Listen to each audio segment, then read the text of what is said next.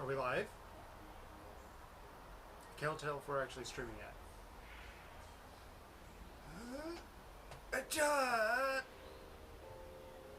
Looks like maybe.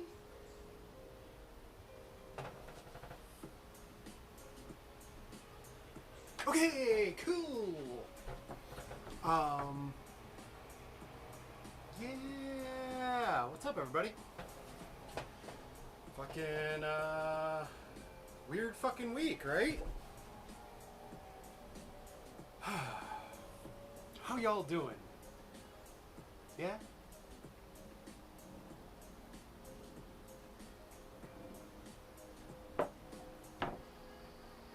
I guess I should start out appropriately, shouldn't I? Well, hello there, my fellow miners and crafters. Azure Thorn here, streaming at you live as I always do from Atlanta, Georgia. No, I'm not going to do the rest. I had this whole thing where I was going to go through like all of some other YouTubers' intros, and I don't have it in me today. We'll do that another time. Do me a favor, over in the chat, if you recognized any of those, if my impressions were not terrible, let me know. Let me know. What do you think of those? I guess I should start trying to think of like my own like salutation, and some sort of weird crap like that, right? Or maybe not. Maybe I'll just consistently start with like me tripping over my own chair. And, I don't know, that kind of weird thing.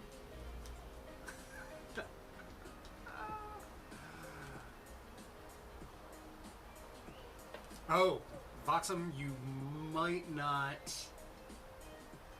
actually have ever seen any of those, so don't feel bad. They're a very, very specific subset of YouTubers. But I don't want to give it away. Should I give it away? Should I just say what it's from?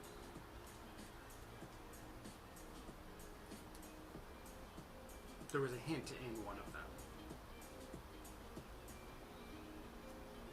I guess I shouldn't. I'm never good at being coy. So the first one was Good Times from Scar. Good Times from Scar? Good Times with Scar, or at least a very poor attempt at it. Good Times with Scar is an incredible Minecrafter. And then... Did I do that upside down? No.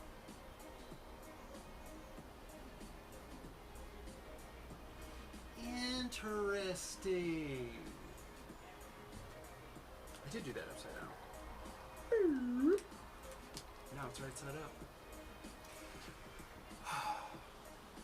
So, today, I'm live with Azure Thorn. Oh god, that cannot be the name of this thing. Gotta come up with something better. I'm gonna be doing a little teeny tiny butterfly. Trying to finish this one up. I already made a couple. I actually have been doing these ones for a while. A few years ago, I decided to make a bunch of, what the heck do you call them? Specimen boards with a bunch of butterflies. And I gave the first two that I made, one to my mother and one to Alana's mother. And I'm going to turn this down just a little bit. As distracting as that is. You also probably at some point hear there's sports ball going over on in the green field, and then my neighbors 2 doors over are doing some duggo training. So you'll hear that, and you know, it's Atlanta, so planes going overhead and probably riots in the streets. But so I made specimen boards, Gave one to my mom, one to Alana's mother, and I, for the first time in many years, actually felt good about making origami for somebody, because I had a rough experience emotionally where I had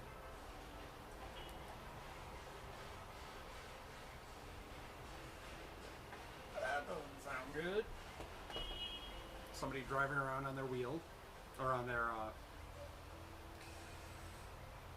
wheel hub thingamajigger. You know, cars have wheel hubs. Hub wheels? Hubbies. Anyways, bad experience.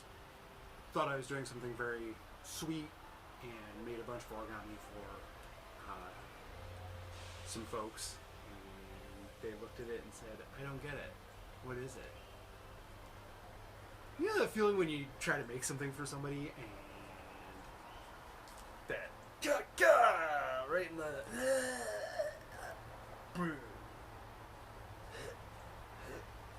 that kind of feeling, you know, that one. So for a long time I didn't find any comfort or joy in origami. And then I started again. And I realized that, I mean, for the most part, it doesn't matter what anybody else thinks about the origami. I like it. I enjoy making it. It's a very quick, very inexpensive thing that I get to play with. So bugger. But then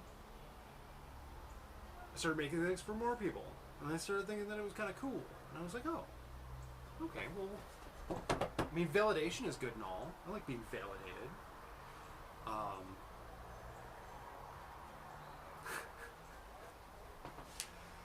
Thank you, Arc Impulse. And yet, that's the whole idea. You know, you start doing it for yourself, and you know, I've gotten to the point where I get to grow it now and do it in steel, and not even well in steel. That's the fun part. Like, this is that squirrel we made the other day. Like, what is going on here? I was trying desperately to avoid T-Rexing his arms, and I did 2 tries. The first one was, I think it's still around here somewhere. It was awful.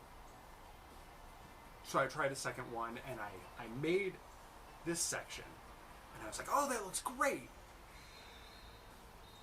And then I folded it over him and realized that it was way short.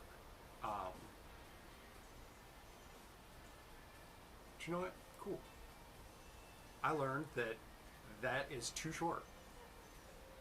When I go back into work this week, I'll take this guy in, cut this off, and do it again. Doesn't matter. I was really proud of how funky the tail came out, doing a curl instead of an actual fold, and resolving it with the very horrifyingly pointy feet. Like, yike. I like his little ears came out cool.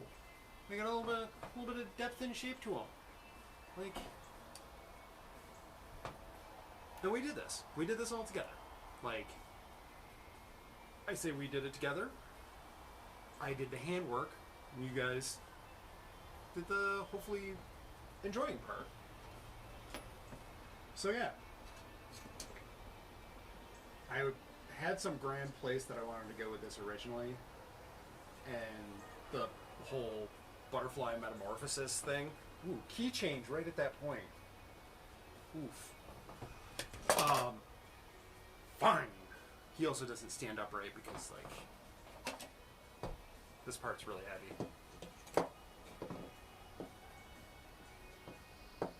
not how squirrels work. But just take a nap there, buddy. I was gonna do this really cool thing about like metamorphosis and all this stuff.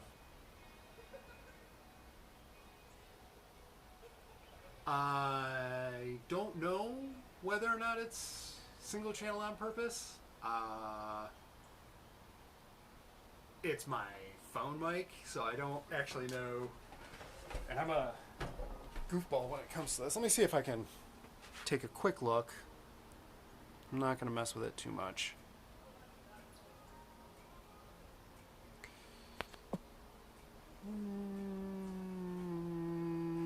I don't know where the actual settings for settings. Turn on top, chat positioning, watermark placement, broad audio. Record stereo audio. Nope, that should be. Oh, you know what? I'm really curious. No? Nope, that's. Unfortunately, I think I'm just gonna get mono. I apologize. I don't know how to fix that. But I will look into that. Sorry, Boxem.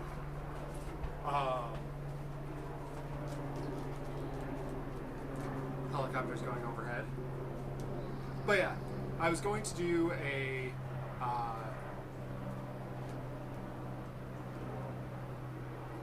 story bit about transformation and how origami helped me transform or something like that, but the more I thought about it, the more I was like, damn, that ain't really trite. But, yeah. So I'm not going to do that. We're going to make some things. Make some butterflies. How do y'all feel about that? Yeah? Cool. Let's, let me ask you this. Do y'all want to see me make it out of the fancy paper? This is from my last remaining sachet of origami paper, which produces the inverted or print side out forms of butterfly, or should I do time to find my paper? Oh, Ark, you should definitely make some. Definitely do it. Or should I do it out of the giant brown paper of doom? What do you think?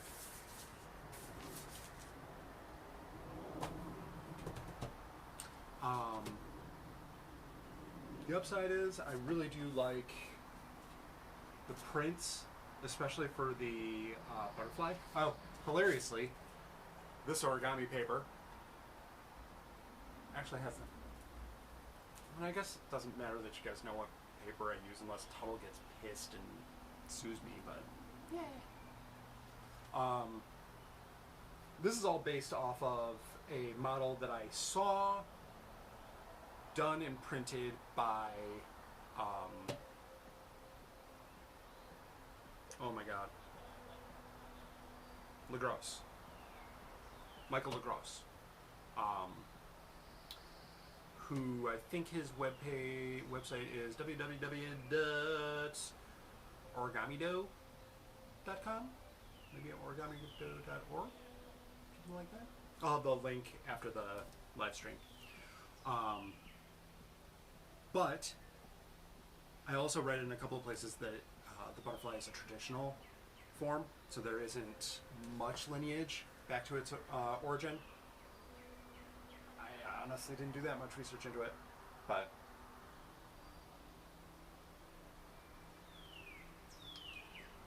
OJ in the afternoons. I guess it is evening though, isn't it? So OJ and seltzer in the evenings.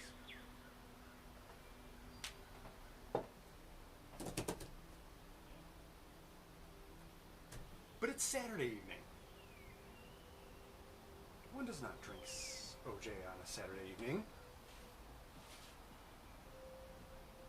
One should drink a gin and tonic. Yeah, I actually set that up beforehand. That's how lame I am. Oh, I love a good crisp gin and tonic. I love gin. So what do you guys think? Pretty paper or brown paper? The pretty paper will be a little bit harder to see because it's ittle bitty, but brown paper will be big. Maybe we can do both. Let's get started, shall we? So how many people watching right now actually do or have done origami before? James! What's going on, dude? And thank you for the input.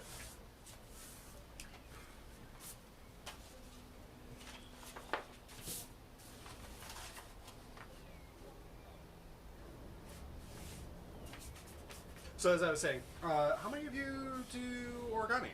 Anybody?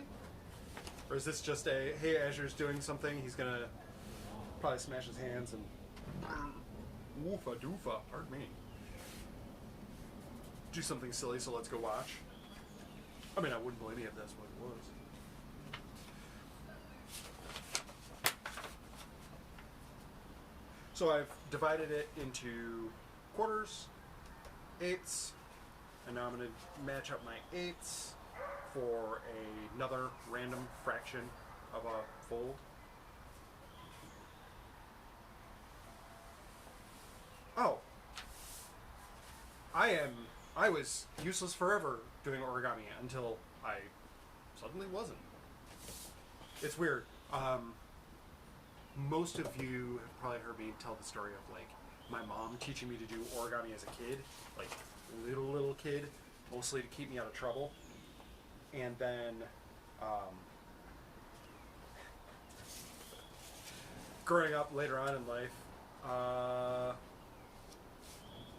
it ended up getting me into trouble because as I got into grade school and stuff like that, instead of doing my classwork, I'd be with my hands underneath the desk, folding little bits of paper and making things and occasionally selling them for a dime to the other kids if I could make something really cool like a tiger. But yeah, origami's been a weird part of my life for a long time. And ARC, I still use instructions. I don't think I brought it out here today, but I've got a bunch of Robert Lang's books.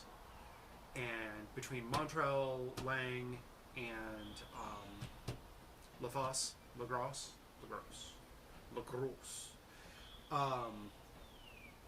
they make some incredible instructional video or diagrams.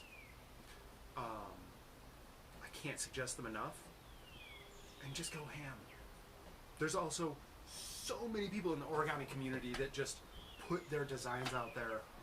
There's a chap that does a buffalo that I'm a little obsessed with, that I really want the instructions for.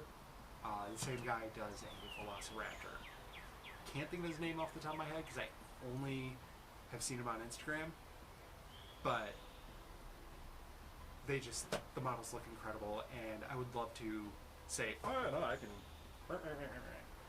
But as you can see, for just a simple butterfly, I have folded so many of these. So many. That's the only reason I can do it here like this. And with the squirrels, same thing. If you check one of my previous videos, most of these models I have to practice, a good dozen times before I can do them without really thinking about it too much. And even then, I still butcher it.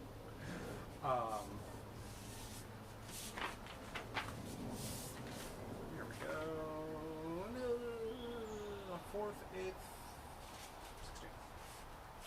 I'm going to try this one a little bit smaller.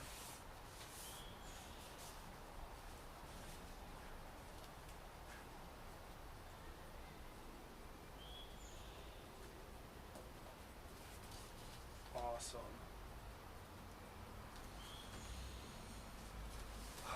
So what else y'all been up to? Anybody been causing a ruckus?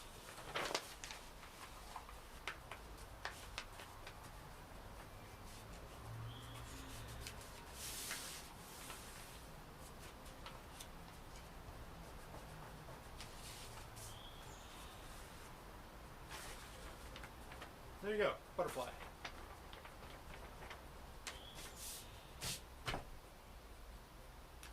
I didn't even mention, I totally forgot to mention. The reason I'm doing a butterfly today was because a dear friend of mine, Seth, challenged me to make a butterfly, and I was like, psh, kid, I've done so many butterflies. I can do butterflies in my sleep. But it was just so funny because the butterfly that he sent me is one of the ones that I really like. It does, I don't think I did any today, but it has a fan pattern in the wings that goes, not even sure if you're going to be able to see this, and it's really terrible folding. Mom, I am so sorry. I'm sure you're watching, and you're going to look at this and go, what have I done? Who did I raise? That's not my son. I'm just going to pop it out so that you might be able to see it a little bit better. But there's this fan fold, and I actually I was initially going to do that one in steel, and I was like, there's no way I'm going to be able to, I can barely handle squirrel's claws. How am I going to do a fan fold? So I was like, I'm just not going to do that one. I'll do a different model. And then I was on the phone with my mom, and she's like, well, why don't you just give it a shot? And I was sitting over at my station. I was like, all right, fine. I'll try it. She's like, well, I mean, you don't have to. You can move on to something else. And I'm like, yeah, challenge accepted. I'm gonna make it. And I did. I used a couple of techniques that I do in paper automatically, which are things like taking this edge down. I've already got a crease in here, so it's not the same. But taking this edge and putting it where I want it, and then drawing out this to get the fold that I want. So it would be something more like my sweet little demo paper that survived through 2 thunderstorms. So instead of folding it in half and guessing that I've got it and pounding it from here, it's more akin to folding it from here and then drawing it back. In paper, this is phenomenally easy, and you end up with a very clean edge fold. You know, your fold comes out where you want it. In steel, I didn't think that was possible. Of course it's possible. I'm using 20 gauge steel. So all I had to do was connect these 2 points and clamp it really good, and then just with the hammer, and I did it. As a matter of fact, I'm going to show off. Oh, ow, my knees. I am so old.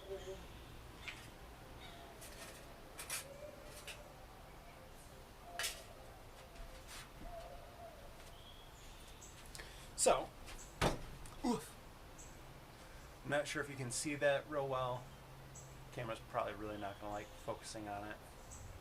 But that is the same fold. And so yeah, perseverance. Something perseverance, something overthrowing the government until you get what you want. Oh, wait. No, that's a different YouTube channel.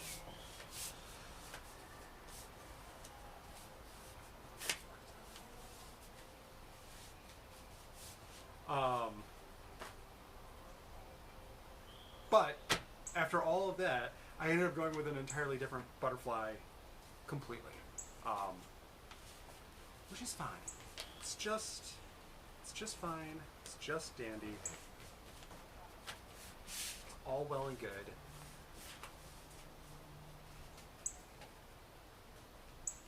Yeah. So then we make the butt. Everybody's got to have a butt. This is fun doing it at the same time. It's like, so I made the butterfly Mothman prophecy jokes, and then as I was making it, I like kept doing things at the same time, like with really nice symmetry, and I was like, oh, this is really gratifying. Whoa. So there's that. So I found a shortcut a little while ago when I was making a bunch of these, where a lot of the forms have you do a perfect squash so that this fold here matches this inseam right here. And then they have you do some funkiness later on. But I found that if I just draw this line out initially, it actually makes all of this look a little bit cleaner. So I've been doing that. And what I do is I fold here. I do not take this fold all the way flat. And I do a pinch and kind of like squashy fold here. And I'm just going to draw this back until, using that same technique I was just talking about, where I'm pinning this edge down until I like where it's at. And I'm looking to try to get these 2 points as close as possible. As close as possible. There.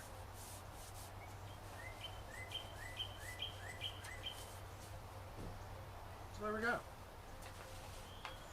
And then I am terrible at symmetry in just about all things, so we all know that this will end up totally butchered.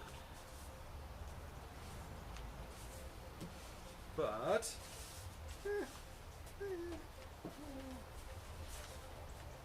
wow, that's actually kind of close. And then you have a butterfly. The other really cool thing about this butterfly pattern is it's so freaking versatile. You mess up, well, as long as you get it nearly to this point, there's no wrong answer. You want to take the tail edge in,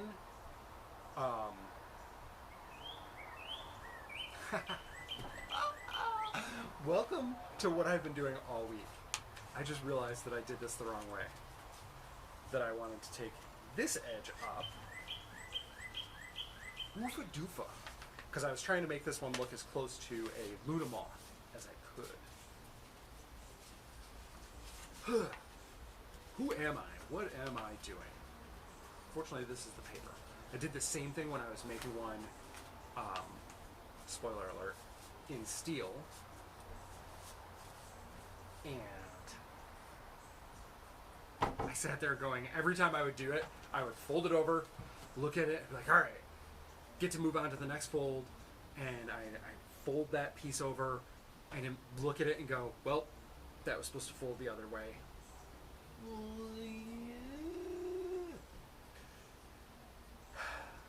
So I spent what probably should have been 30 minutes. I probably spent an hour doing, because I just had to keep undoing things. The only bonus side to that is I'm getting really good at unfolding steel. Which I'm not supposed to be good at. I mean, you're not supposed to do that. I guess it is good that I can do that. Or that I'm learning how to do it. But like, Dios mío. Why? Why can't I just do it right the first time though? At my shop, we like to goof around and say we do it nice because we do it thrice. Not once. Not twice. Thrice.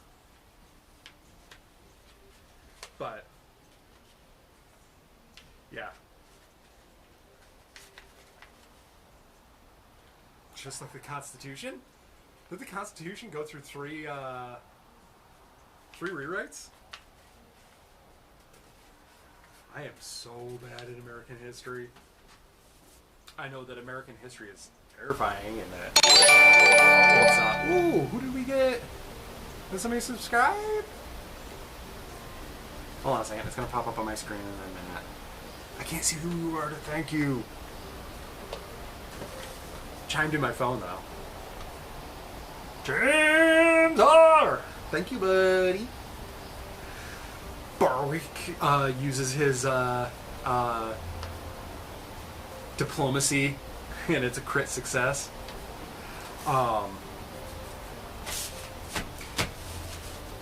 James may or may not play D&D with me. It's a lot of fun. Our D&D group is so badass. So much better than your D&D group.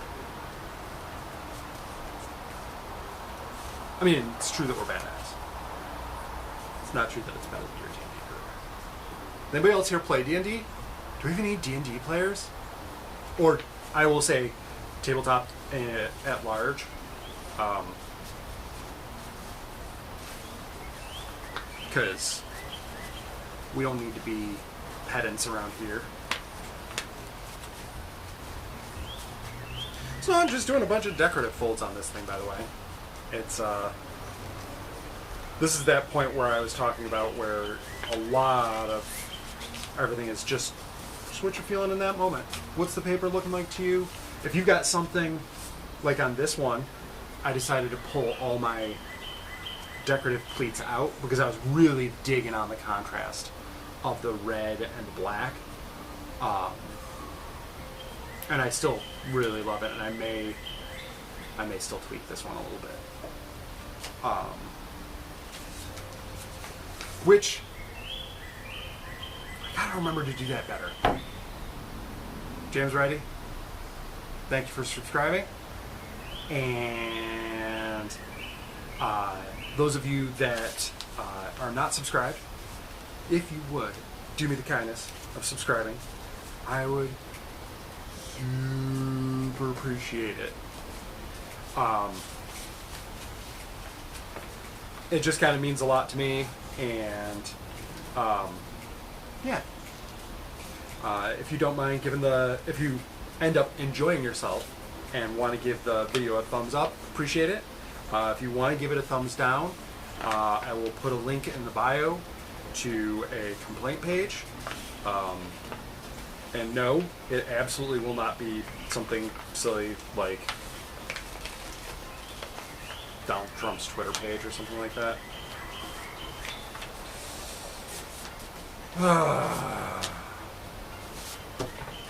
But yeah, so here we are. We've got a couple of distinguishing lines. I'm going very angular tonight, evidently. Angular with origami. Isn't it always? It also goes like that. Just silly. Just silly. I'm going to do a little bit of toying around with the head up here. And it's just as simple as drawing this down to a point that I like.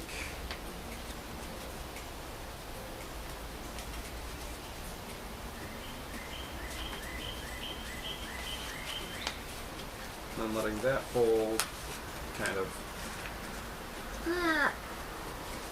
not exist. There we go. So it's kind of a squashy fold. There we go. All to get a little detail. Unfortunately, this model is very one-sided. Fantastic for those little specimen pin boxes that I was talking about earlier, but not brilliant for something where you're going to be seeing it straight on from the back, as you can see.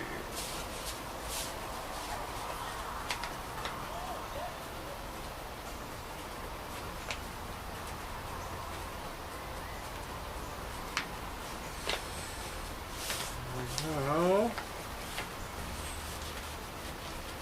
doing that same squashy fold on this Other side.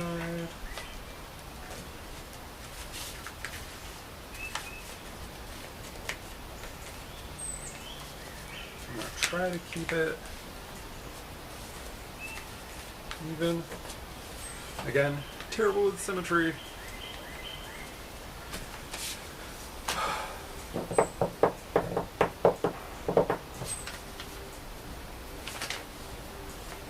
So we got our little head noddy going on. Bye! That's it, guys. Thanks for coming to my TED Talk.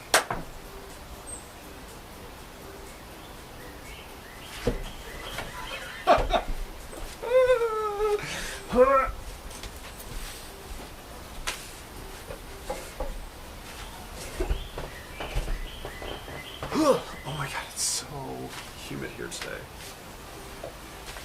Atlanta, Georgia. Humid as hell. Actually.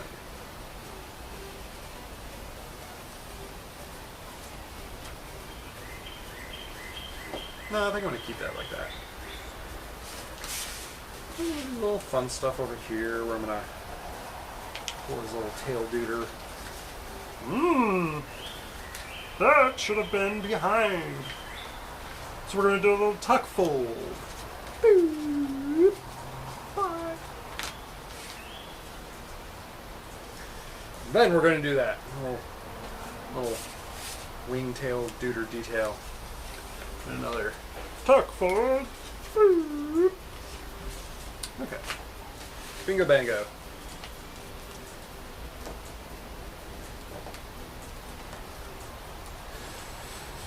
So there's that. I think we'll do.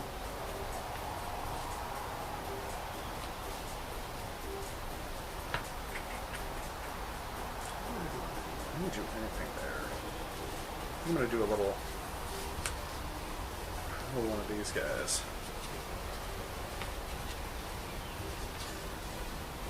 Now this is just a shaping fold. Don't think it's actually going to hold anything. Oh, it's actually creating a thing.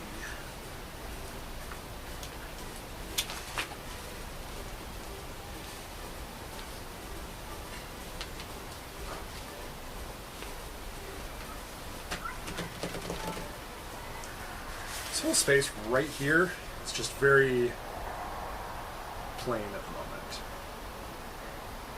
I want to remedy that.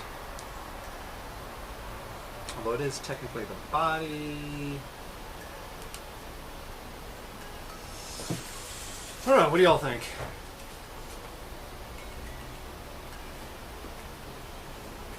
Yay! We've got Catherine and Gio.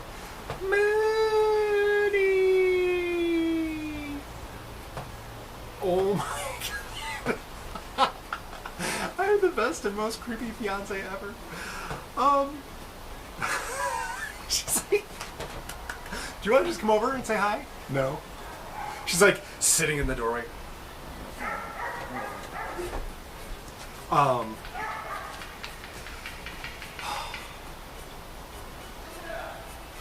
Alana!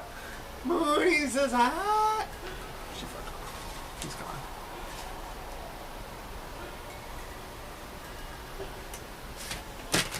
Okay. Our love language is hate, hate, and hate. Also, Gio. Good to see you, old man. How's your day going?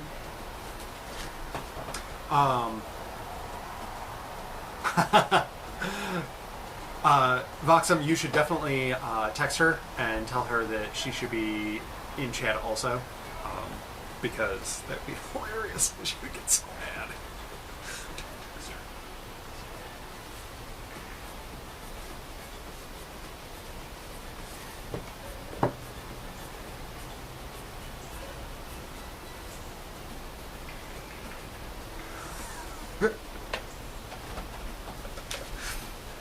Oh, Catherine.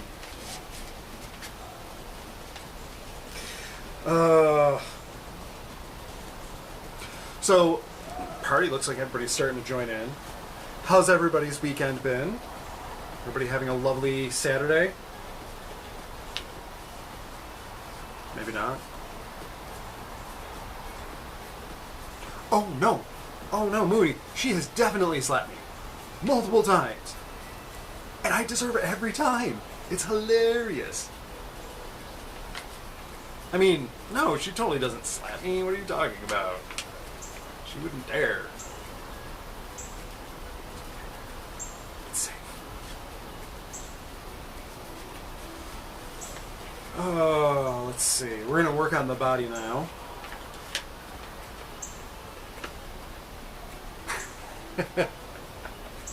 Actually, you two probably would get along quite well. I think everybody would get along with her quite well. She would not get along with anybody quite well. She, like me, generally just hates the world.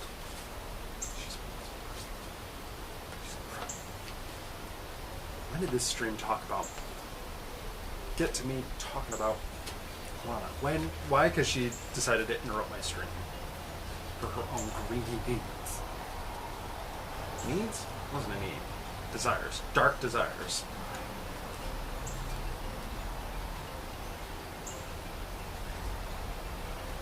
Mooney, has she been, or has he, your son, red son? Red son.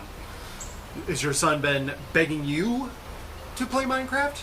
As in, he wants you to play Minecraft with him? Or begging you so that he might play Minecraft?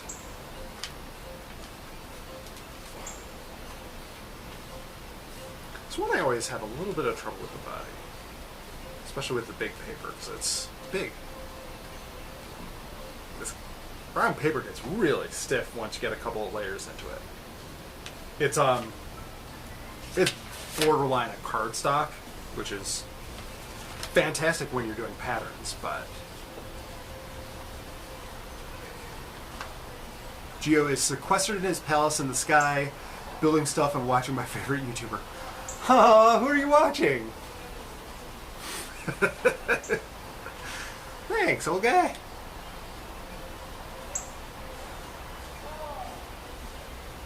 Oh no! Your son's a troll? That's A, kind of awesome, and B, that has to be maddening for you.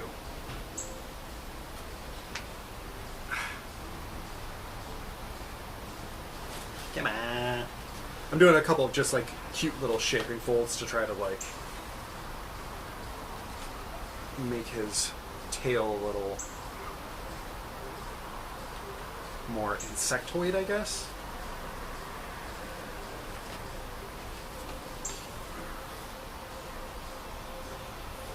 Alright, so what do you think? How are we doing?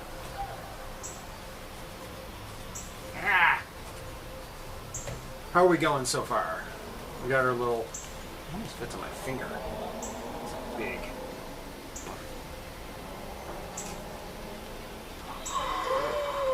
Do you think people at the fabrication shop would get mad at me if I just started wearing this in my hair? Actually, I don't think they would even be remotely surprised.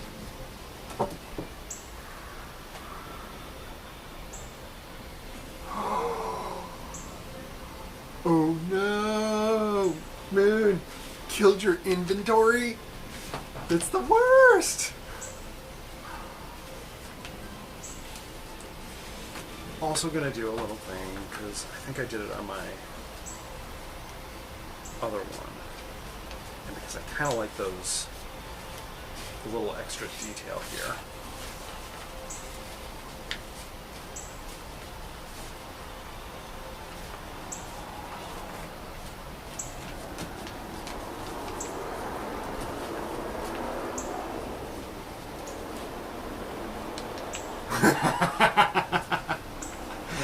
Fair enough. Fair enough.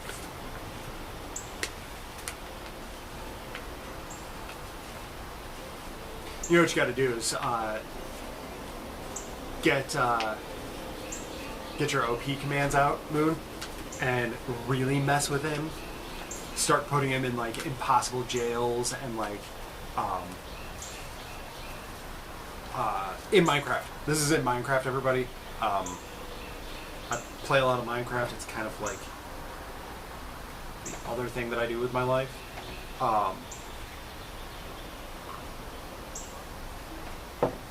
Which I'm gonna do. Actually, wait. Moody, do me a favor and post a link to the server in the comments. I want to do it, but I want somebody else to do it. Because I'm bossy like that.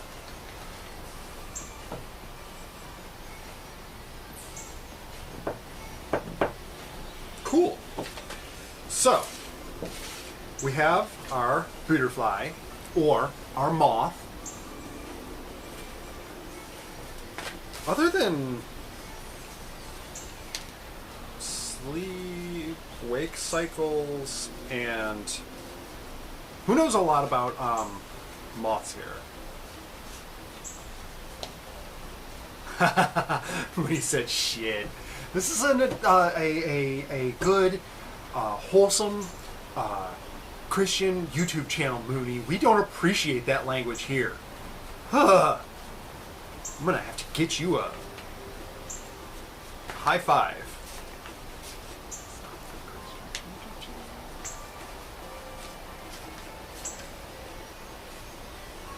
So now I'm doing some more shaping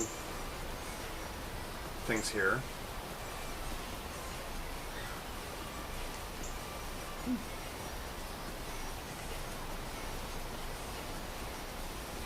Like I said, I actually originally was going to do a big old Luna moth, because those are a thing down here in Georgia. I did not know that until we got here. And my surprise when we're hiking around, I want to say it was Stone Mountain actually, which is one of those heartbreaking places. Beautiful, beautiful park. Not necessarily a beautiful monument. Not even not necessarily. It's a terrible monument. But we see this caterpillar, and that sucker is enormous, neon green. I'm just like, what the deuce? So what do? We instantly start Googling stuff. And sure enough, it was a Luna moth caterpillar. And I'm just like, this is gonna be so cool. I have seen one since, and it was while we were hiking in Tallulah Gorge, and it was dead as a doornail. Evidently, I didn't know this, but they don't live very long.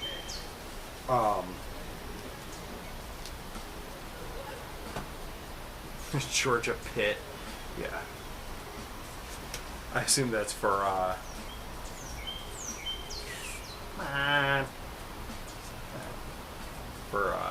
Stone Mountain.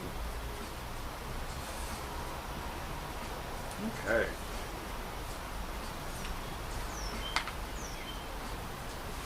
Alright, well, it didn't really work out, but that's okay. I'm going to do a little bit of flimflammery here.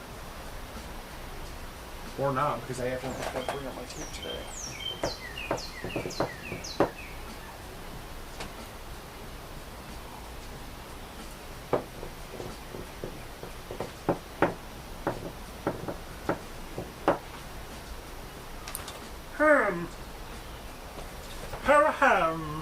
Okay, well, I'm not going to do some flimflammery.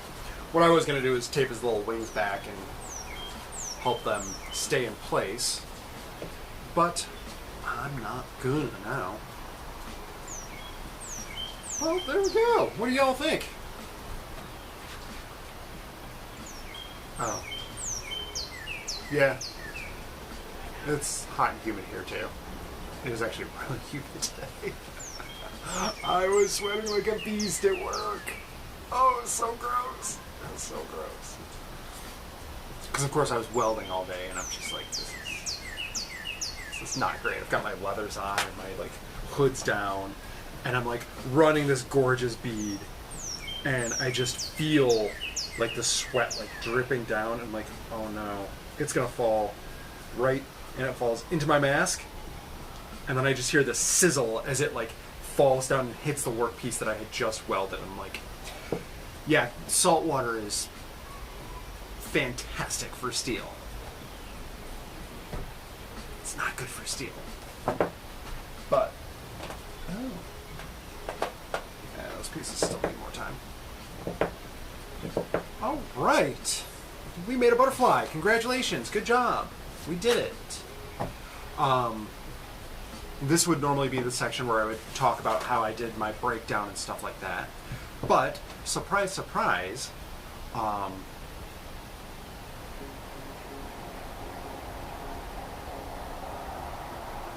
I going to paint it? Oh, am I going to paint this one? I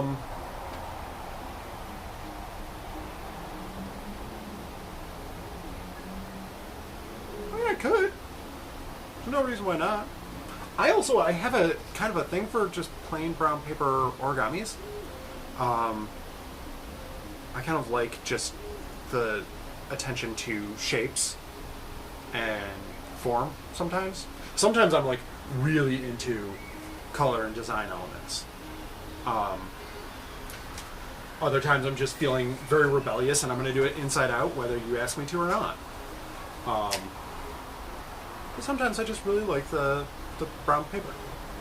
Who knows? Maybe, you know what, as a matter of fact, after the stream, down in the comments, leave a message, and if you want a butterfly, I'll make you a butterfly, and I will send it to you, as long as you're okay with me having your address and shipping it to you. Unless they don't have, like, blind shipments. There's a little hawk that just, like, zooped right past my house. Love little hawks. But yeah, I don't know, do a like and a comment after the show, and yeah, I'll make you some origami. I haven't done that yet, and I keep thinking that I should. So, yeah, this week's gonna be some origamis, or some butterflies. Maybe painted, maybe not. Maybe I'll just like smash a bunch of paper together, smash it into a shipping container, but there you go.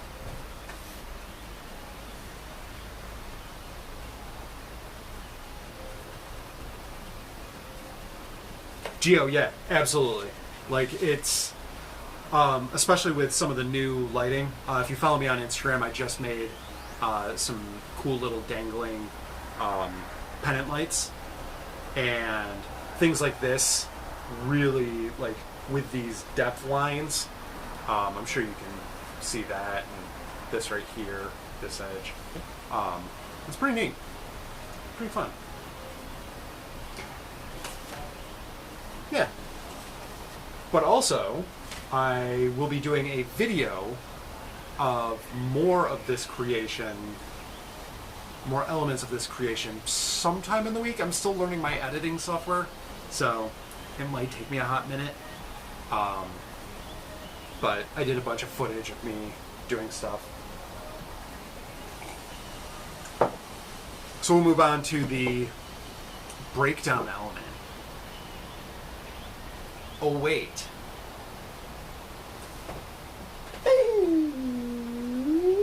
Azure was a good boy. I did his breakdown ahead of time. So, those of you that haven't seen it before, the breakdown is normally I will trace out what lines I like, what folds I want to keep, what I can just discard. In this case, almost the entire backing I'm able to just do away with. There's a lot of extra folding in there. A lot of these decorative elements I want to make sure that I hold on to. So I go through with a black marker and create something like this that I can then look at, trace onto the steel, and trace my folds to make it a lot easier for me to keep track of what I'm doing. As long as I'm paying attention. What I really should be doing is doing a breakdown and having a second model to look at while I do all the stuff, because unfortunately brown paper, you can't tell which is inside, which is outside necessarily.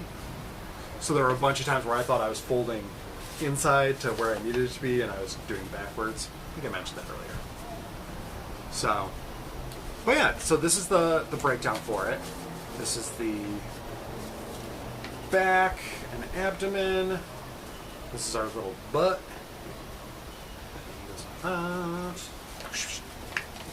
Bing. And our wing. I went a little bit more basic with this one. Simply because this is all one piece and was all one series of folds. And I was very nervous that it wasn't going to work.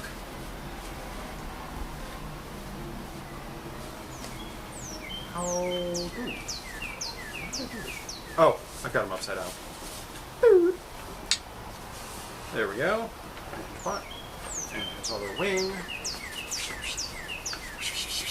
And you can see all the lines that I used to make this guy.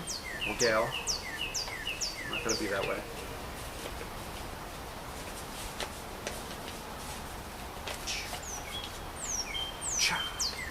Hua-cha! And there we go. That's what he more or less looked like. That's what it looked like before.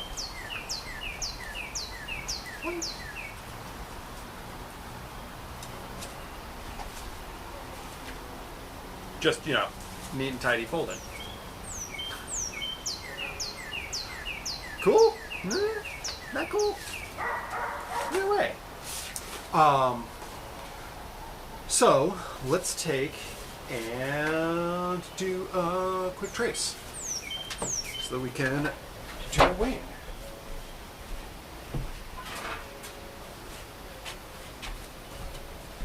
So we are on the last little bit of the recycled steel. Earlier I was peeking at some pieces that I've got.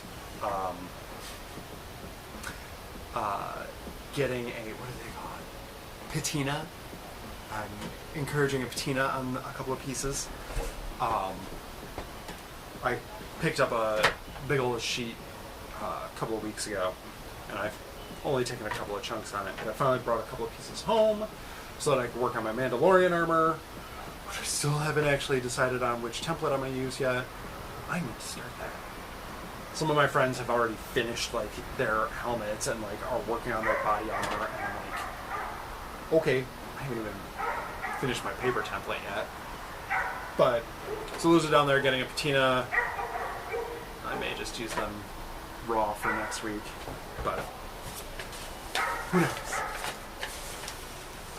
So I'm gonna unfold this. And I've mentioned before, I don't mind the fact that this is all torn up and holy. I actually kind of like that. But I'm a weirdo. Pretty nose. Don't do what a weirdo do. See, and this one's really easy to trace because it's basically a big box. But we're going to go ahead and do it anyway. I've had to keep taking off my engagement ring because I get like this really bad rash on my ring finger. And it's just the silicone ones. So I'm not too sad about that. But then, because I was wearing those, I don't know where I put my actual one. Shh, hopefully she's not watching. She's hopefully playing Animal Crossing unless I'm doing that. But anyways, so I trace my outline, and then I start from one side.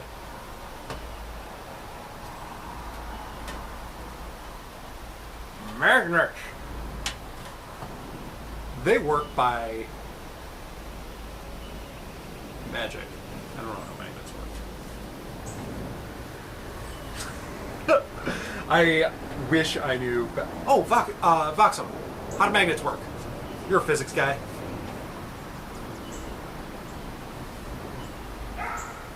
Teach us. I command. No? He may have left already. Aww. But Voxen is a very smart individual.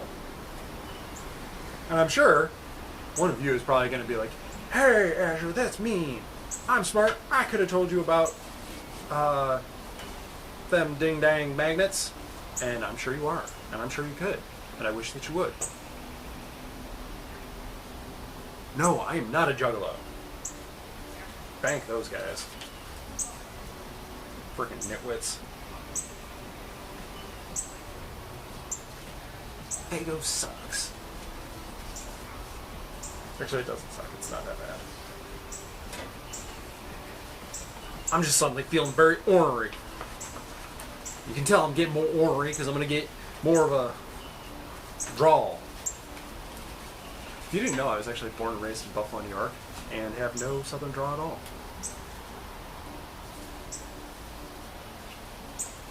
You heard? Ooh, that's bad.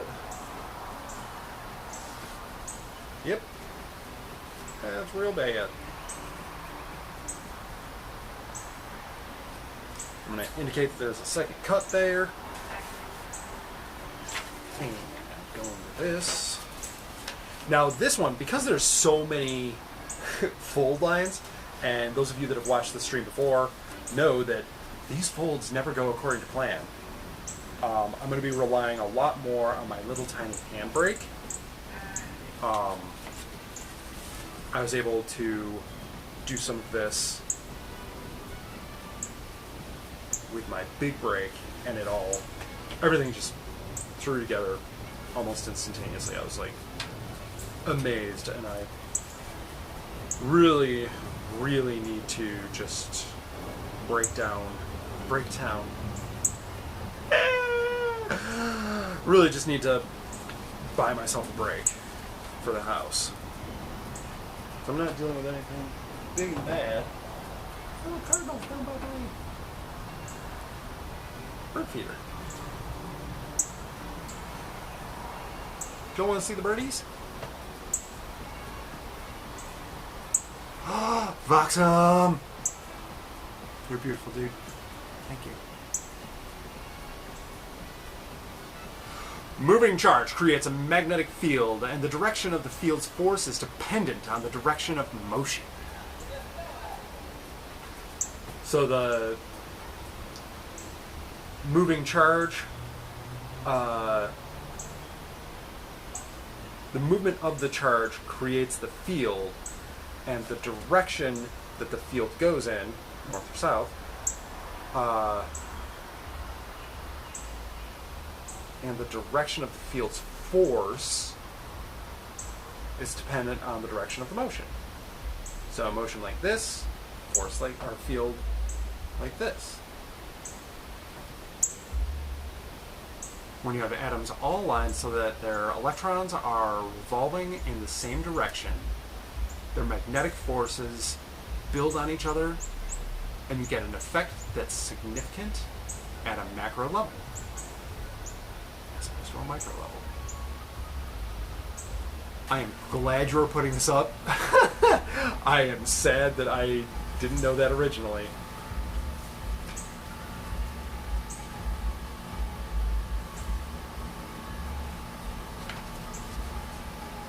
All right.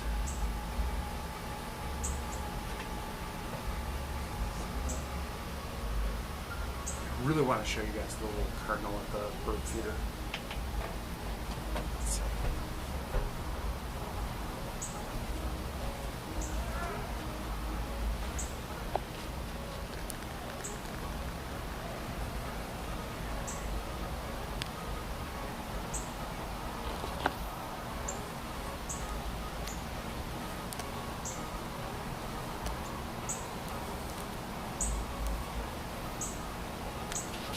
Can you guys see them? I can't see because of the chat, but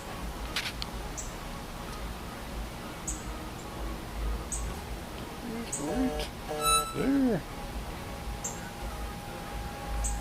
Aw, Leanna. My friend Leanna can't figure out how to do the chat. You have to sign into YouTube, I believe.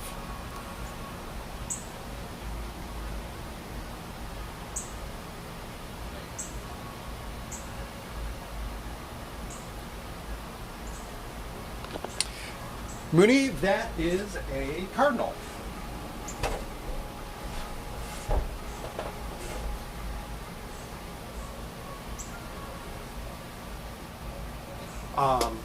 Yeah, little cardinal. They and the Phoebes, Great Northern, or not Great Northern Phoebes, Crested Phoebes, which have nested up in this corner over here, are the only ones that eat from that bird feeder. Everybody else is like insect eaters around here. Which, I mean, it's kind of cool. Pretty cool. We got that. And like magic, we have our stencil made out.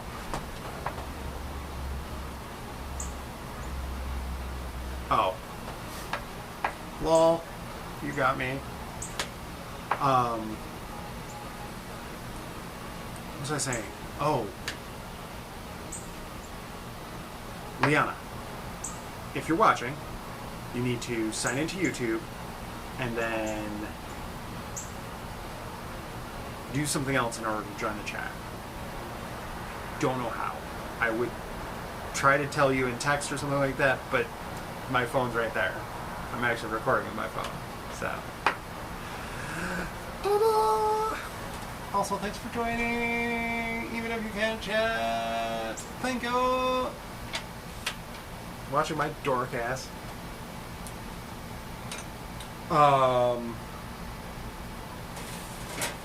What do you think? Is it time to go over there? Is it time to go over to the... Not with that. Yeah.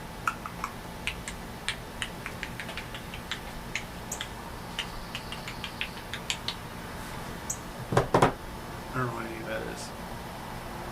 It's Saturday, though! We're having a good time. Right? Is anybody having a good time? Oh! Annalise! You're here, too! You guys are great! Oh, my God! Those are my friends that have not already. Please, do me a favor. Go down and subscribe. This is awesome. Ah, thank you! I'm glad you guys are here. It makes me feel really good. Let's go have some fun over here. You know, with the... You know what I'm saying? But it's an anvil. I'm gonna pound it out on the anvil.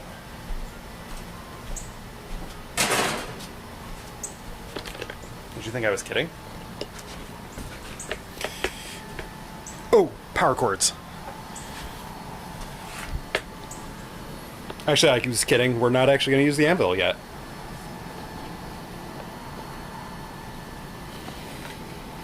Woo, woo, woo. It's the end of my power cord, huh? All right. Actually, I should probably pull back a little bit.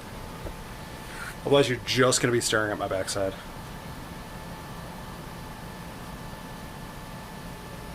There. Okay. And move the laptop over here. So that I can be in here with all my beautiful chat. Being able to chit chat with all y'all.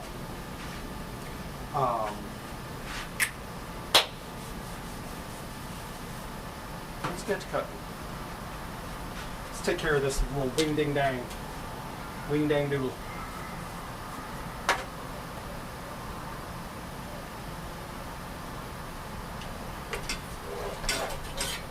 So those that don't know, this is my sweet, sweet hand shear.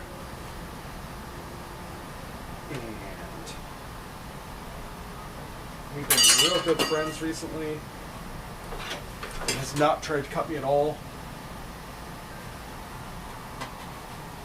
It has not tried to murder me at all.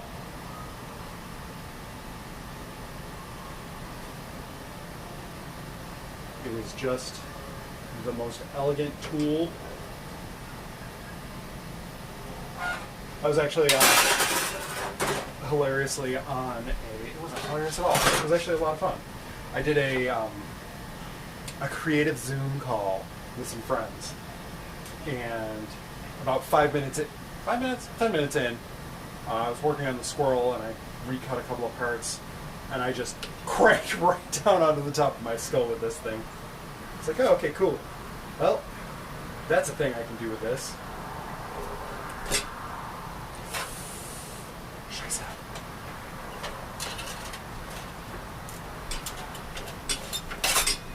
There we go. Making caltrops. These little suckers. Those suckers will get you. Get you right in the foot parts. Alright. So there we go. We have our cutout. This one was super quick and easy. One of the reasons that I was kind of looking forward to this. I felt like this was just a kind of a slam dunk.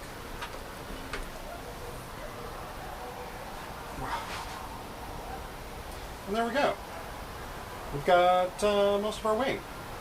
So now, like I was saying earlier, with this one, it's actually a lot less about the complexity of the shape that I'm working with, and all about the complexity of the folds. There's a lot of things that I've got to do in the right order and the right direction. So I am gonna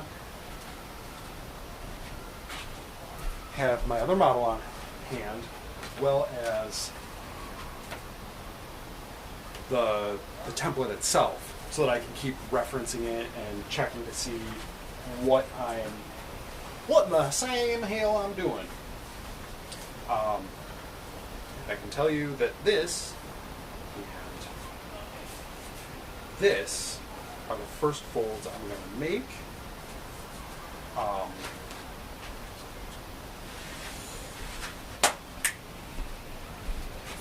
going to do some of this with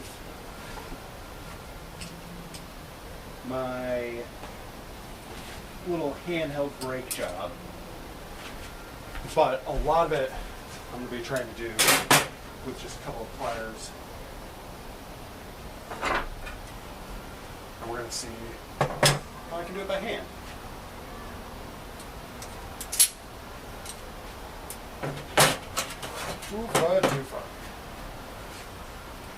So I'm pretty sure because of this orientation, it's this, but that's going to be there.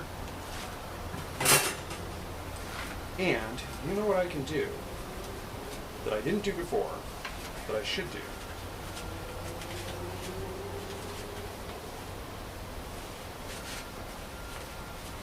Is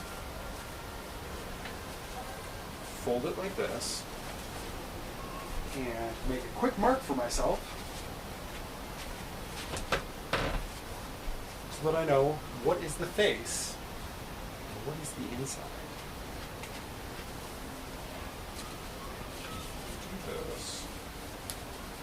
Because a lot of origami paper has two sides.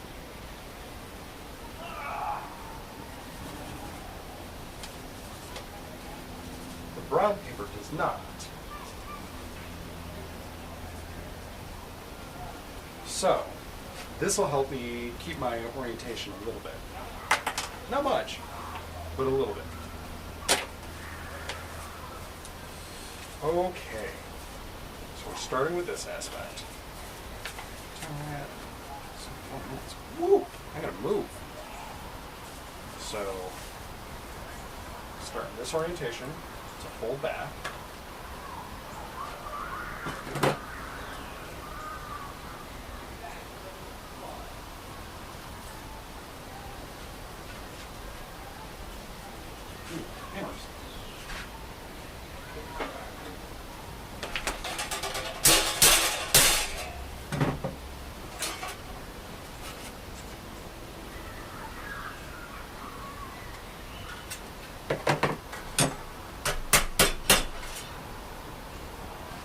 Not a bad start. Okay. And then let's continue to curl in.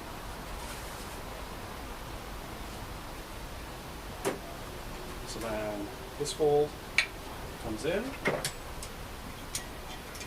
A lot of these folds are blessedly long and straight, which does make them ever so slightly easier.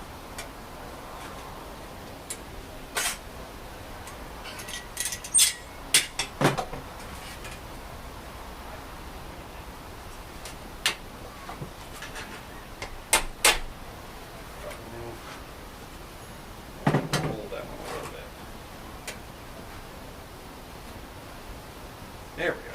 Wow. That just kind of went for it.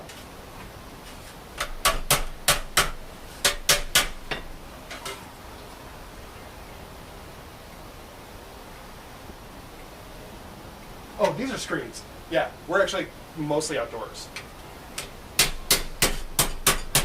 So if you hear wildlife and stuff like that, that's exactly why. So we've got that. And this comes behind, so the next fold is reversed.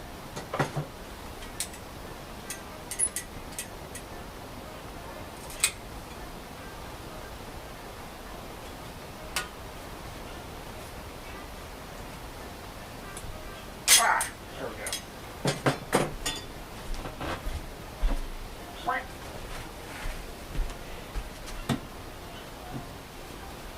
Sorry, I'm one of those people when I hear a tune, Voxum, I think, does the same thing. Where we just like hear a tune and it's just like dancing, just like it doesn't matter. It just got a beat. You know, I gotta move my little body. Wheel. Yeah, I said wheel.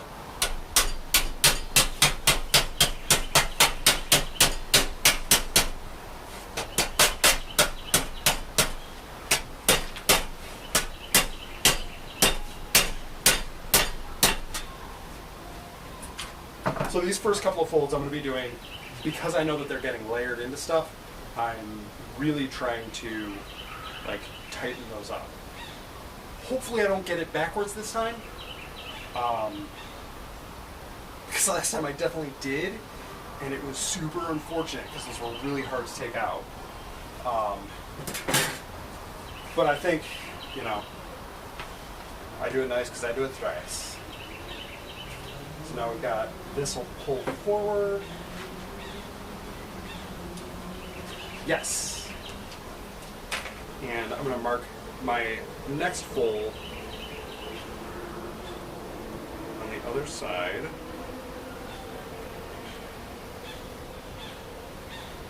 Because it'll be now covered by that particular fold.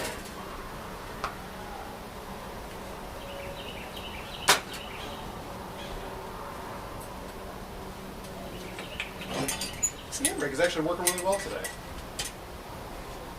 There's a lot of times where it doesn't happen to work out because I should have centered this on the C-clamp, but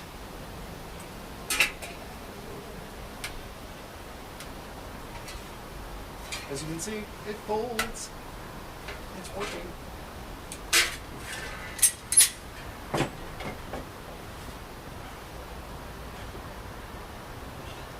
So this happened the last time too. I'm already starting to get these two out of alignment, and I want to avoid that. So I'm going to use a draw stroke to really pull this edge back.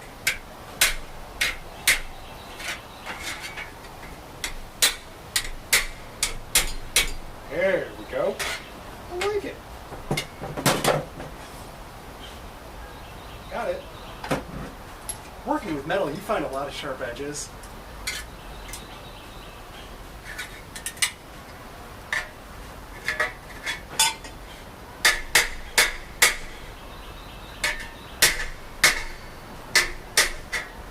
Oops.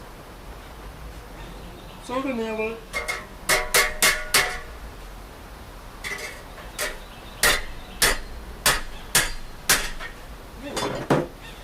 More or less, right?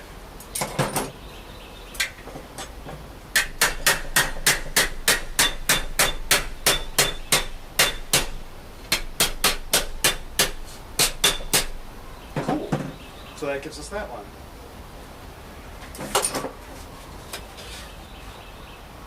So this is where we're at so far. Doesn't look like much. But with origami, it never does look like much until it's done. So, until it's almost done. So yeah, alright, keep right on moving along. This one I don't think I can use that for, but the pliers should do just fine.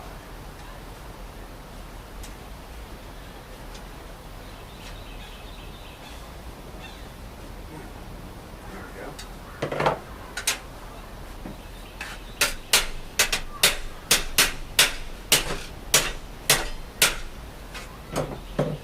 There we go. So that's the little nook that after this fold becomes the inside of our wing. I'm not going to go to here yet because I want to take care of this and bring this section up first.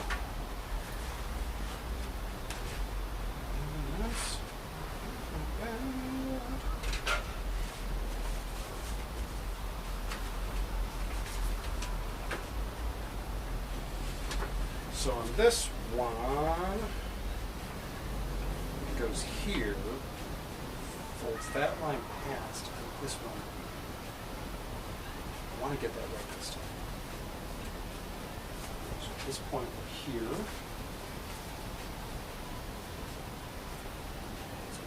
Back. Okay. Right? That folds back? Come on, guys, I need you to pay attention for me. I'm just a big dumb white man. I can't do shit. Okay. We got this. We got this. Do that one there.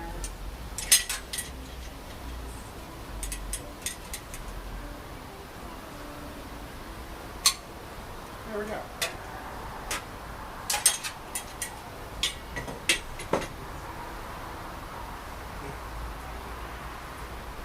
Go. Oh, so a couple of you notified me that when I do the hammering, it suddenly starts shaking the camera and you can't see that well. I apologize. This is just a big wood patio, and there is not going to be a whole lot that I can do about that for a while. Someday when I have billions of dollars and I can afford like a nice gyroscopic lead, hell, by that point we'll probably have freaking like drone cameras and shit. Or we'll all be dead, you know. Catastrophic events and crap.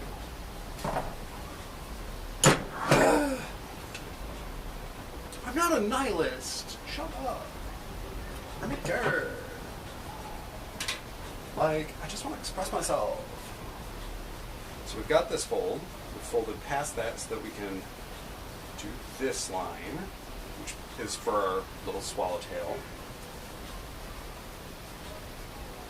which I'm holding off on because I just noticed that while this is cool because it tucks it out of the way, it's a nice little tuck fold there, it might actually be a little bit more interesting if I keep it out so that we've got a couple of other lines of detail. So that's what I'm going to go with.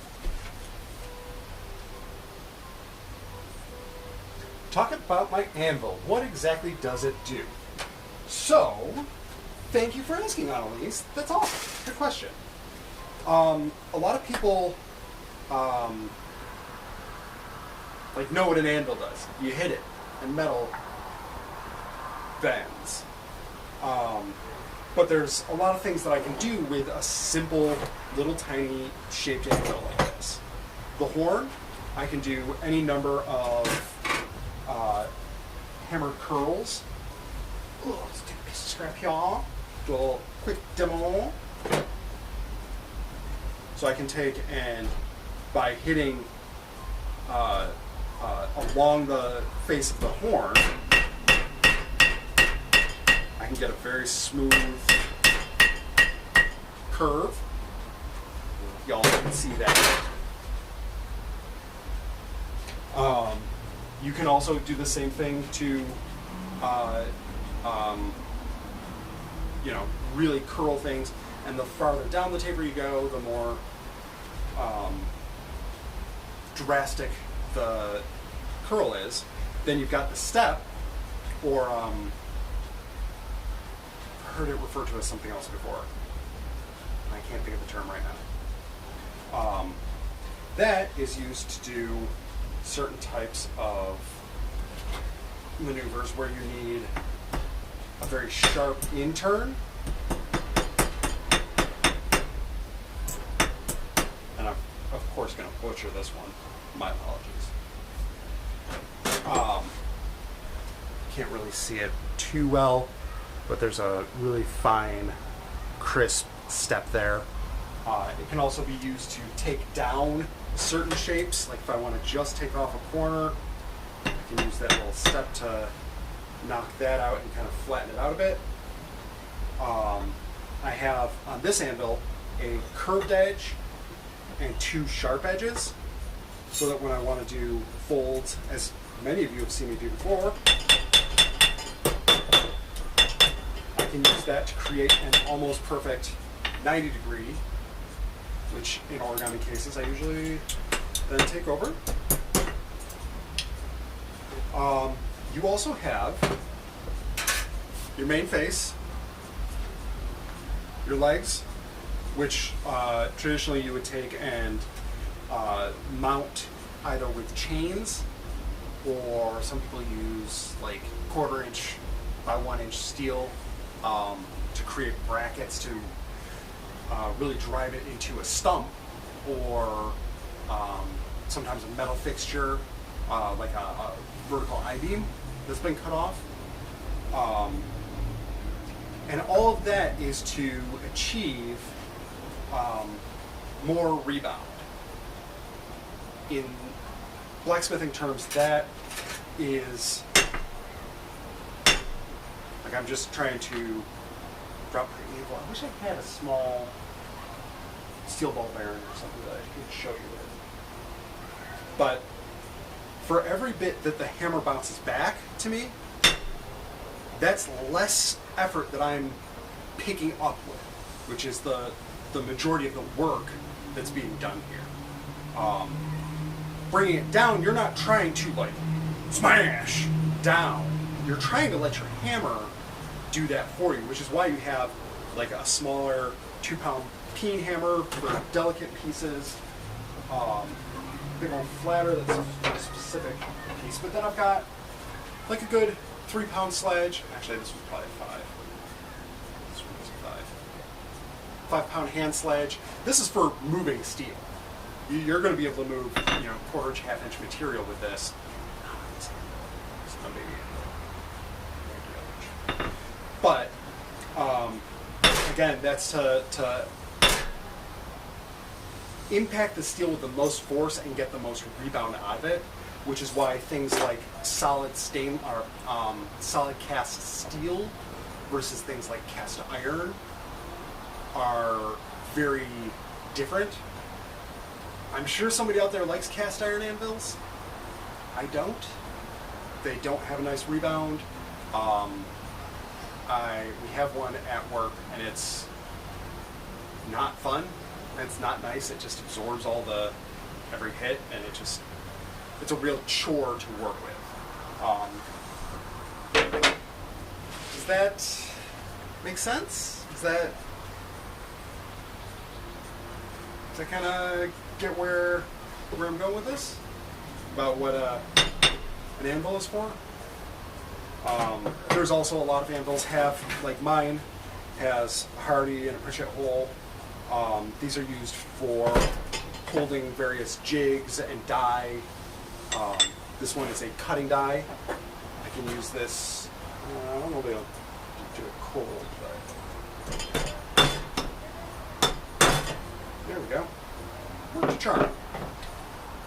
Can actually cut with that die. Works much better hot, but the 20 gauge is so little that I probably sneeze at it. But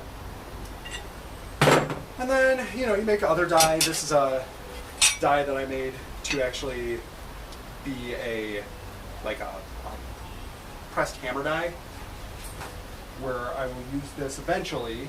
Still have some shaping stuff to do on it. But for my Mandalorian armor, to take and roll the edges over real neatly. Like a Dassault. Unfortunately, the edge is a little sharp right now. Oh, also, interestingly, you'll see a lot of blacksmiths do that double tap. If you've ever watched videos of blacksmiths and you see the two guys smashing at it, and one guy's got a little baby hammer and the other guy's got the big sledge, the striker is the guy who's really whanging on it with the sledge, and the guy with the little anvil is just pointing out where to hit. He's saying, that's the spot, that's the spot, that's the spot, that's it. This is a conservation of energy move, to go from here to here, or to here as a rest action, is wasteful. So a lot of times if you're pausing for a second, you'll tap it. It's never a really good idea to just cold smash a anvil head on, because it's steel, and it's hardened steel usually. There's usually a plate. This top section will usually be hardened steel. Mine is not, in the way it marks when I'm working. But, yeah, I hope that helps. Thanks for coming to my TED Talk. At least, you see what I did there? Anywho's, so, now that I'm done being a funny guy, and nerding out about my anvil, this is my little 60-pound anvil, is nothing big to shout about, but it does what I need it to.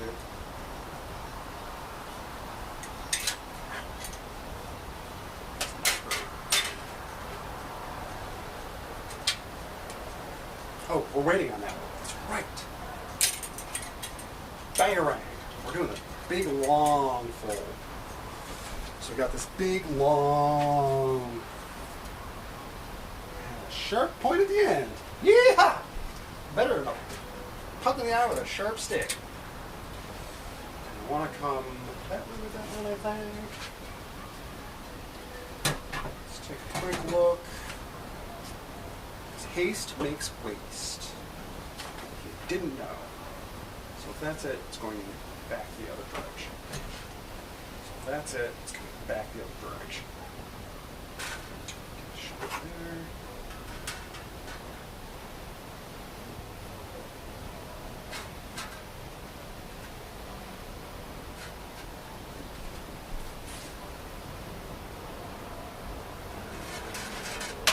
I'm glad you like my explanation. So there we go. We're actually folding right on the line. See?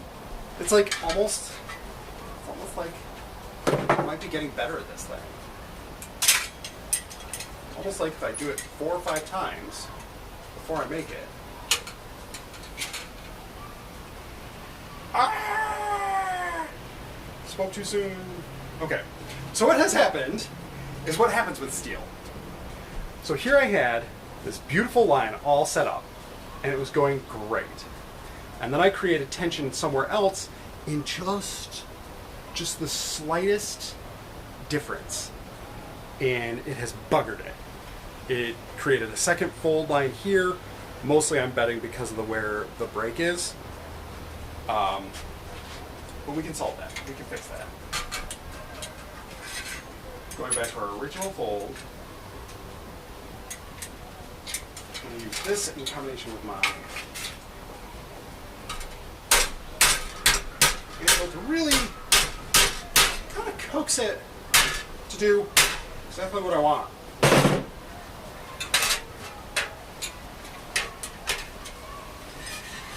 I only missed my mark a little bit. Cool.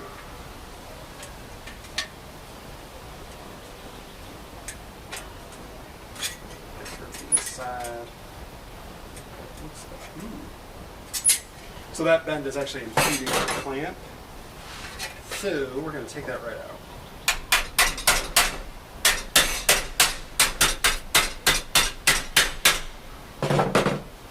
Yeah.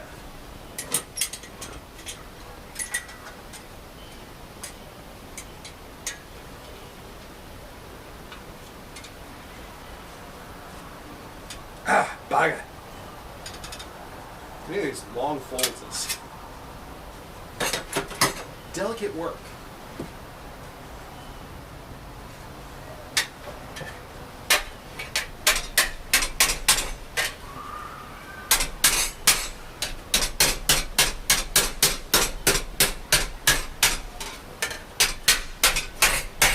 There we go.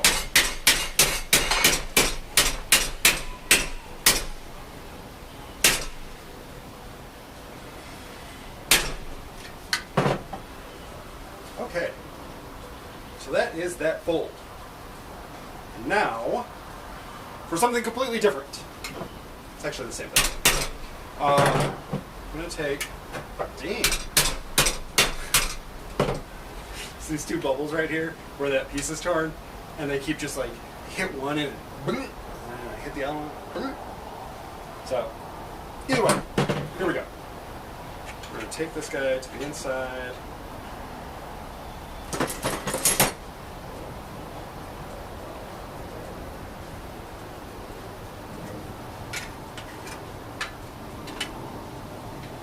Try to. No idea how well this is going to work. Okay.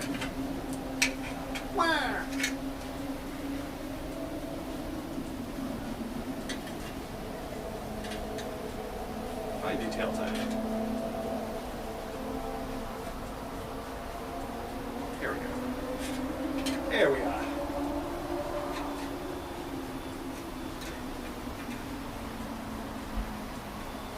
Cool. Nailed it.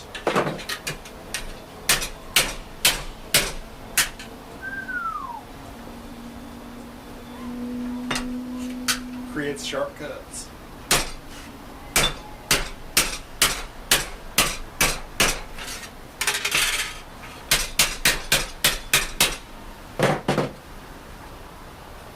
Okay.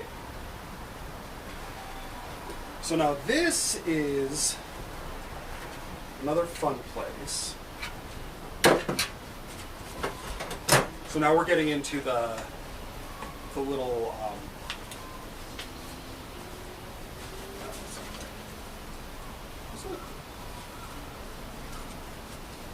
no, that fold doesn't actually exist. I think I did that in my model. I accidentally marked that, and I marked it on here too. I'm not gonna make that mistake this time. I'm totally gonna do it. So here, this is here.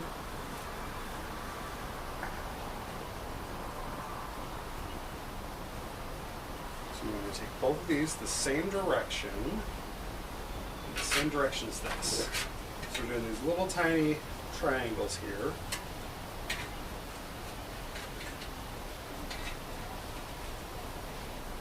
I'm going to try to make those as tight as possible.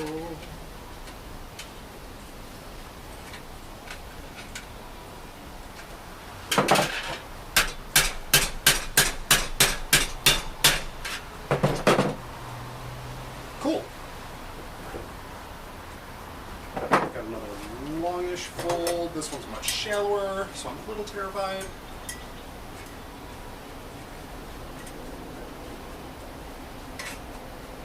Who's terrified? Not me.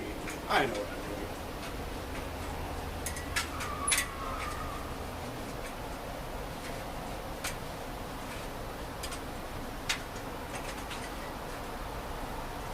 Oh, come on. You can do it. Get right in there. Okay.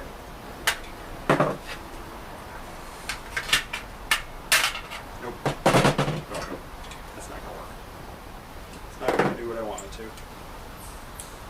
Ding dang shame.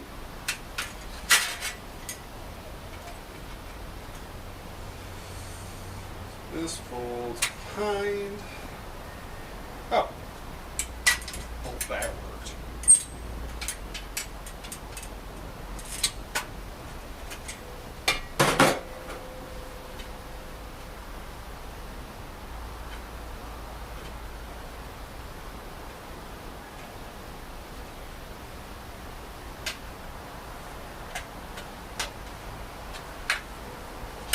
All right.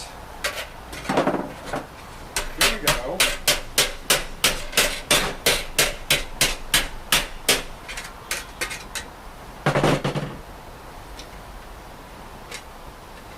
And we're just doing a little decorative back fold here, I think. Who knows? Who knows? That could be very important. Be a crucial part. I'm just such a spaz, I would have no idea. I'll take that out.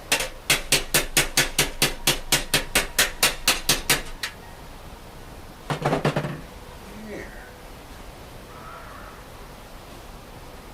So this will rotate down. This will fold behind. Which do I want to do first? So we're getting down to the wire, ladies and gentlemen.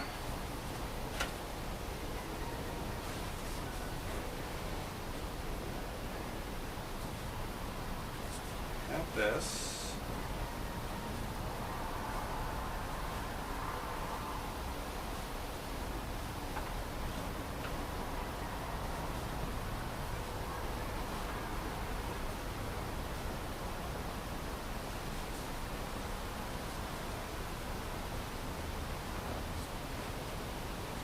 Okay, so what I think I want to do is this fold, this fold, this fold, this fold. That is not a fold. Oh, I tricked myself again! Dios mío. Okay, so in that case, I just want to do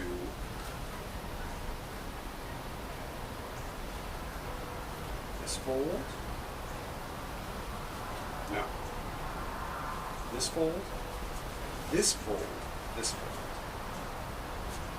And that should be it. That should be it. Completio. Okay. So, what does that look like? That looks like a half fold. Back, cross fold. Okay, we're almost there. We are in the home stretch. 3 folds to go. It's quadruple check. This is the point where it'll look really silly if I do it wrong. Okay, so folds in, folds in. Half to. Okay. Haste makes waste. Haste makes waste.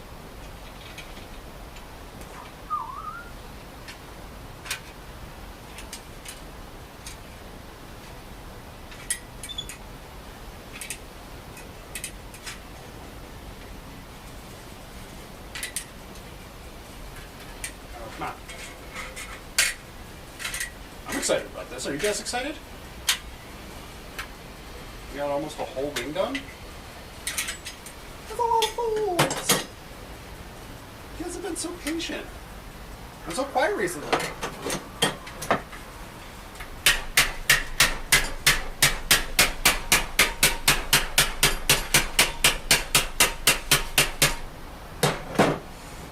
Okay.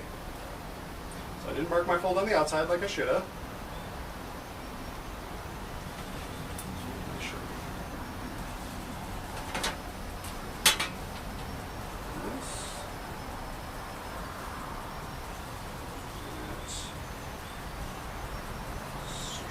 Bottom. All right, here we go.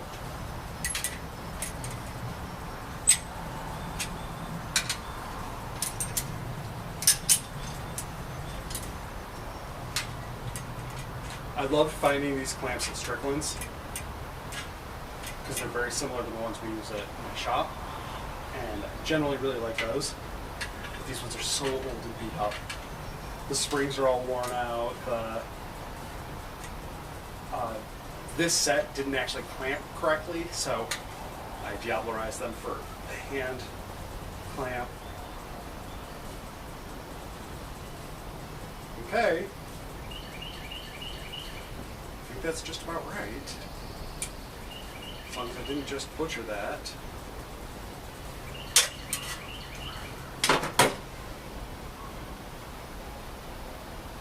No, did butcher it.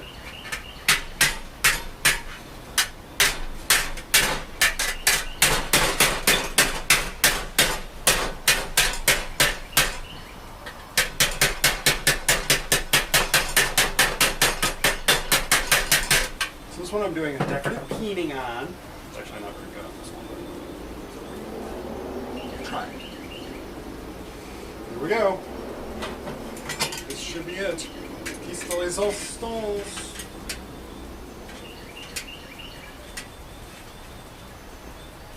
Fold the resistance? Resistance fold? What exactly? Oh! Bowl? Bowl. I am not making a bowl. I am making a butterfly.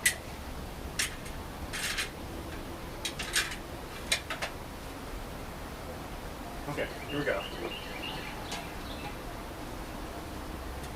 Yeah, this is a butterfly. I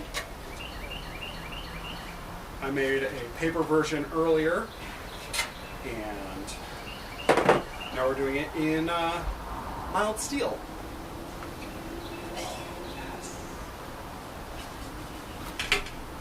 So cool. Like you can't tell, I'm surprised of myself that it worked out doing it with a hand tool. I had my big, what is that, 12-foot break at work that I tried to do some of this on, and that worked out great.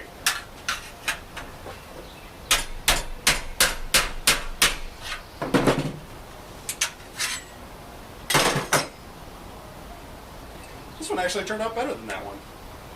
That makes me a little sad. Did I just do that on the wrong side?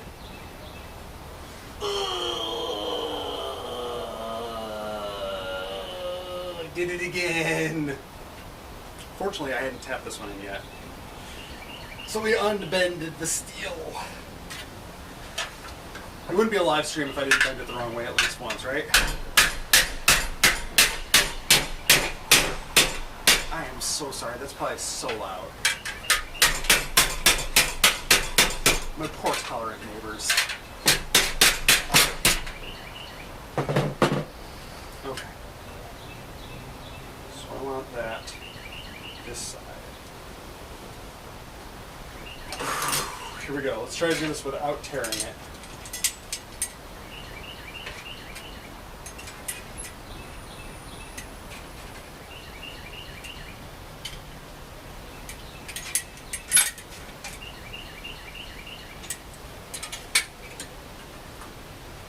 Ooh, ooh, ooh, ooh. Alright, felt it hit a little bit.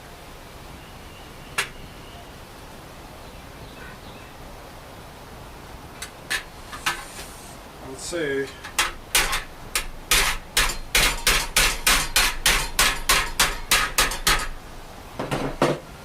Just about.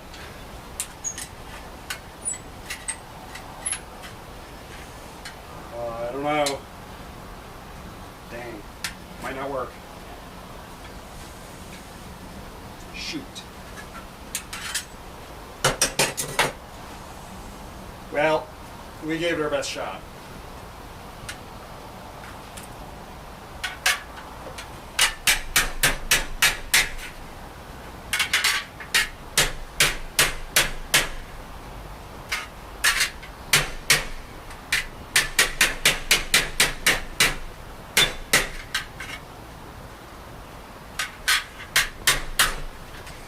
Yeah. We tried. We tried so hard this time. Tried so hard. We got so far. And in the end, we nailed it! Just kidding! It was a build-up. Get it? Build-up. So we did it. There is half of a butterfly wing. Or a moth wing. I keep saying moth or butterfly because I can't actually decide. And what we can do, earlier we were talking about the horn. We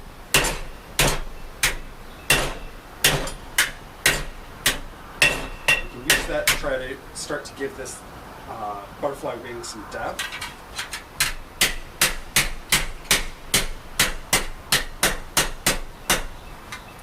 And really kind of shape it up. Do something interesting with that later on.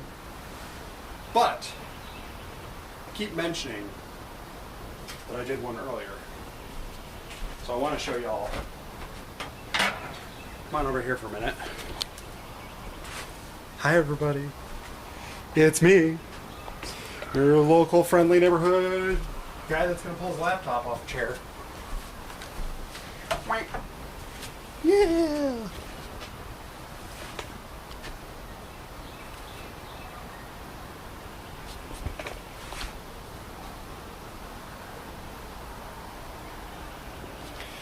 Here.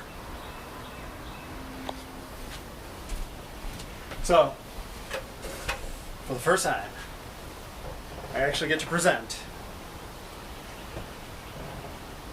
the completed, well, mostly completed butterfly. This is representative of the actual paper origami. What do you think? Did we do good? Did we go okay? You know, it's not perfect. I left some of the curls and rolls intact because I kind of enjoyed them. I feel like they gave a real steel-esque, almost repoussé kind of touch to the piece.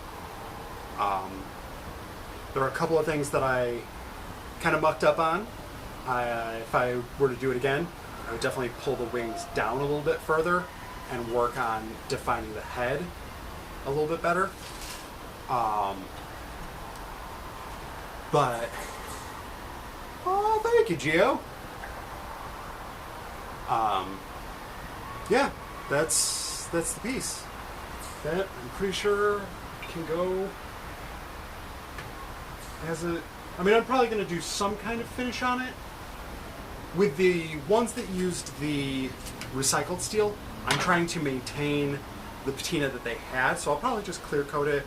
Maybe do a little bit of dark lining, do some shadowing with a little bit of black paint or something like that. But that's it. That's what we did. Once again, as always, thank you all so much for joining me. It really does, like, it means a lot to me.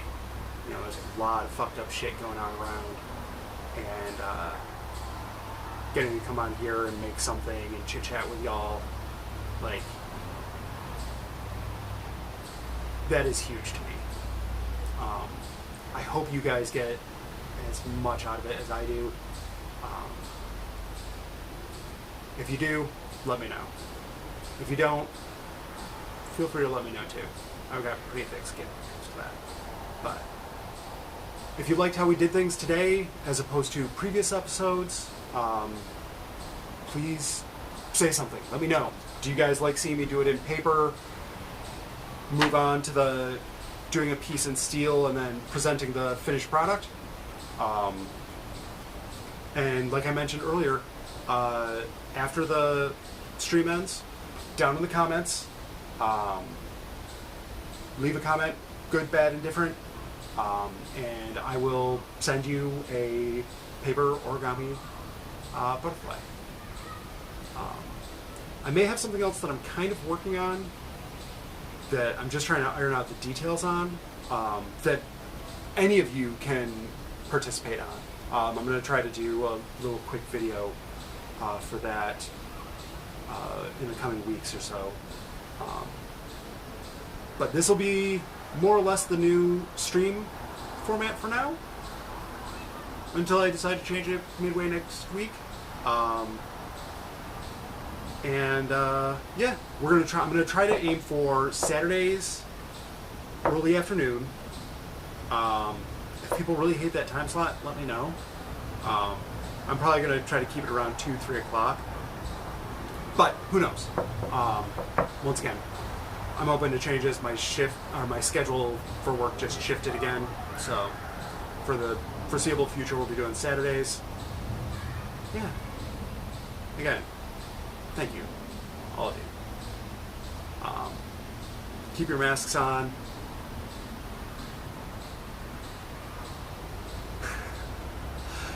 You too, Gio. Everybody stay safe. Wash your hands. Put your damn masks on in public. 6 feet apart. And please, topple patriarchy. Have a good one, y'all. We'll see you hopefully later on in the week.